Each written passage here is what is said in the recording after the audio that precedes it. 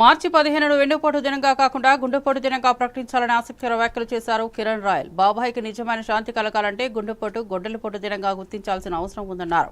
ఈ మేరకు ప్రపంచ ఆరోగ్య సంస్థకు మెయిల్ చేసినట్లు తెలిపారు. వెన్నుపోటు అనే పదాన్ని రాజకీయ అవసరాల కోసం వాడటం సబబు కాదని, అసలు బాధను ప్రతిబింబించేలా గుండెపోటు దినంగా మార్చాలని కోరారు.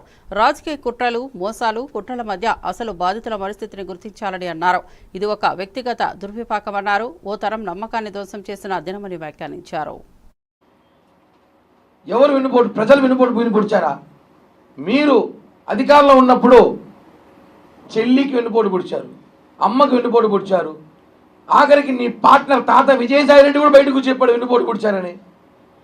ఇంకా ఎంతమంది వెన్నుపోటు పొడిచారో తెలుసు. వెన్నుపోటు పొడిచే రాజకీయం నేర్చుకుంది జగన్మోహన్ రెడ్డి అండ్ బ్యాచ్. మిమ్మల్ని వెన్నుపోటు పొడిచామని చెప్పి పవన్ కళ్యాణ్ గారు చంద్రబాబు బొమ్మలు వేసి పోస్టర్లు వేసి మీరు రేపేదో కార్యక్రమం చేస్తున్నారంట. నేను ఒకటి అడుగుతున్నా, వెన్నుపోటు దినం కన్నా ముందు గుండెపోటు దినం గుర్తు చేయాలి అందరికీ. వెన్నుపోటు దినం అంటే ఏమి? రేపటి రోజంట, జూన్ 4. బాబాయ్ చనిపోయిన మార్చి 15వ తారీఖు. ఇంతవరకు కూడా అది ఏమేమి జనాలు తెలియట్లే.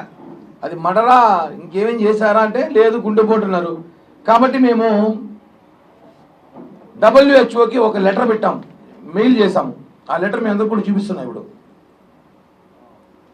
ఇది సీరియస్గా చెప్తున్నా, జోక్ అయితే కాదు. WHO ఒక మెయిల్ చేశాం, ఒక లెటర్ కూడా పెట్టాం. ఏమనంటే మనం ప్రపంచపు ఎయిడ్స్ డే చూసాం, క్యాన్సర్ డే చూసాం, బ్లడ్ డొనేషన్ డే చూసాం,